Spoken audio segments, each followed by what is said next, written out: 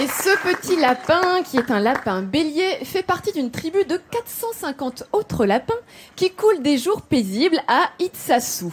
Eh bien, c'est à Itsasou qu'Olivier y a ouvert il y a plusieurs années, après plusieurs années d'études sur l'espèce, du courage et de la conviction, un conservatoire pour lapins. Alors l'idée peut paraître originale, mais grâce à lui, ce sont plus de 82 espèces de lapins qui sont préservées ainsi et que le public peut venir admirer.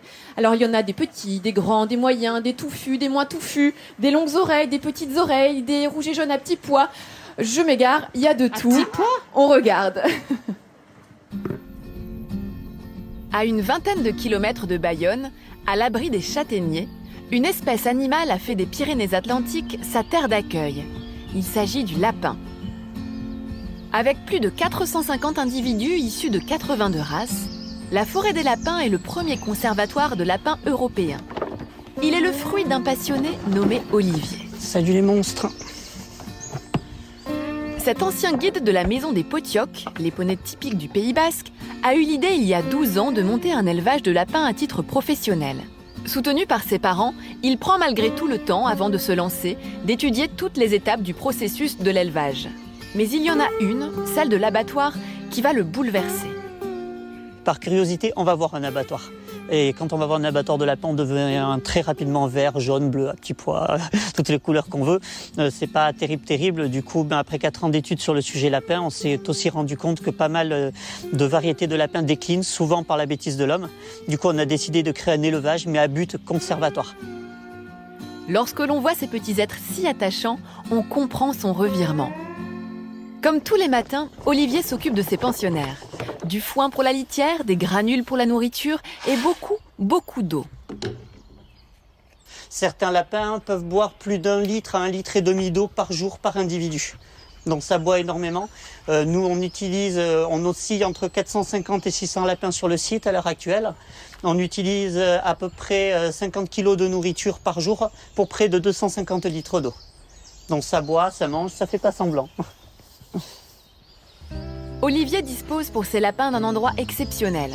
Mais toute médaille a son revers. En cage, les mammifères ne se reproduisent pas. Il a donc eu l'idée de créer une ouverture pour permettre aux lapines de creuser leur terrier afin de mettre bas. Et là, on a tous les petits jeunes qui sortent du terrier, donc qui sont nés dans le terrier.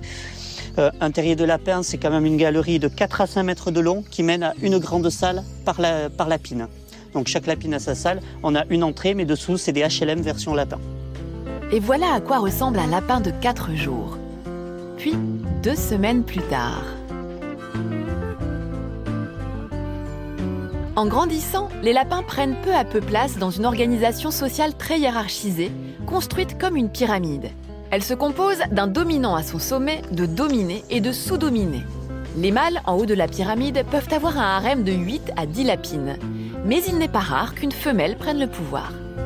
À ce moment-là, c'est elle qui pourra dire « toi, tu peux te déplacer dans cet endroit du territoire, toi dans celui-là, toi, tu n'as pas le droit d'aller là » et ainsi de suite. Après, en parallèle, on remarquera que c'est elle aussi qui va désigner les lapins autorisés ou non autorisés à la reproduction. Et donc, en bas de la pyramide, on est arrivé aux lapins qui sont même interdits de reproduction. Ça peut arriver, ils sont capables, mais interdits d'eux. Ce qui est quand même assez particulier quand on connaît la réputation du lapin. Olivier aime transmettre son savoir aux passionnés, aux professionnels ou aux simples curieux de passage. Faire connaître, c'est conserver, c'est aider à la conservation. Donc il est important de faire connaître justement tout ça pour que tout le monde soit touché par le phénomène. Il faut réussir à préserver, il faut réussir à maintenir et puis il faut vraiment faire connaître pour pouvoir maintenir. Ouvert toute l'année, ce lieu de conservation unique en Europe vous permettra de renouveler votre regard sur le lapin, tout en profitant de la luxuriante nature du Pays Basque. Et regardez ces magnifiques petits lapins qui viennent directement du Conservatoire des Lapins, qui est un lieu véritablement unique en Europe. Alors là, il y a un petit florilège de différentes races que je vais vous montrer. Regardez, là, le plus gros qu'on a ici, c'est un géant des Flandres qui n'a pour l'instant que quelques mois, qui pèse déjà 9 kilos. Et d'ici quelques mois, il en pèsera jusqu'à 14 kilos. Donc c'est vraiment 14 kilos. C'est le plus gros lapin qui existe. Ici, vous avez le bleu à jarre blanc celui-ci, c'est une une race femelle. également qui a un poil un peu bleu grité et puis des petits poils blancs. C'est pour ça qu'il s'appelle Ajar blanc. Là, on a le lapin Angora qui vient vers lui, voyez-vous. Bah, tiens, Voilà. regarde donc, tiens, regarde. Vous voyez, ils se regroupent C'est tous la luxuriante ensemble. nature, comme vous disiez, Eliane. Hein, c'est ça. Exactement. Ouais. Et puis tout derrière, j'ai 3 petits lapins que l'on appelle des lapins lions, puisqu'ils ont comme une petite crête de lion autour, qu'ils vont perdre au fur et à mesure qu'ils vont grandir. Donc les lapins, ce sont des animaux de compagnie parfaits, à condition de savoir pas mal de choses quand même sur eux. Alors, On par n'adopte exemple pas un lapin comme ça en se disant tiens, je vais avoir un lapin à la maison. Un lapin, ça a besoin déjà d'un environnement qui soit assez enrichi, avec une cage, plutôt même un enclos d'une certaine taille. Un lapin, ça a besoin de bouger. C'est un animal actif, hein, vous voyez, qui bouge pas mal, même si ça reste un animal nocturne. C'est-à-dire que la journée, si vous partez au travail, eh bien, le lapin va dormir. Et en revanche, quand vous allez rentrer vers 18-19 heures, c'est le moment, ça va être son pic d'activité. Donc c'est là où vous allez pouvoir rentrer en interaction avec lui. Un peu Et comme les qu'est-ce que hamsters, ça mange, lui finalement. Ouais. alors, qu'est-ce Attends, que il y a ça plein de mange questions, on a plein de questions. Ouais, il y a plein vas-y. de questions. Alors, la base de l'alimentation du lapin, ce ne sont pas les granulés qu'on trouve dans le commerce. Surtout pas.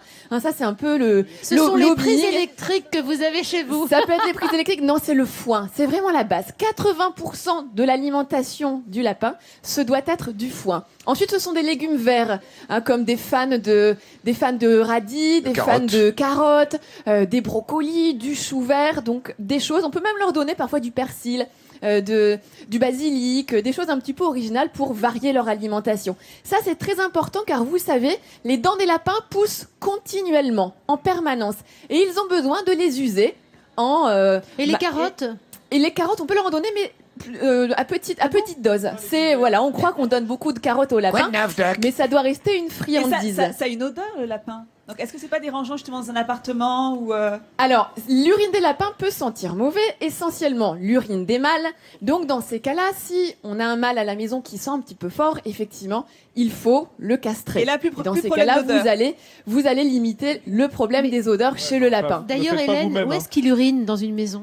Alors, où est-ce qu'il urine ? Eh bien, le lapin est un animal qui est naturellement propre. C'est-à-dire qu'il va avoir son endroit dans lequel il va faire ses besoins. Comme un chat. Donc, comme un chat, exactement. Donc, il faut l'inciter, hein, bien évidemment. Il faut d'abord le laisser pendant une bonne semaine quand on vient de l'acquérir dans sa cage, de façon à ce qu'il fasse ses besoins dans sa cage.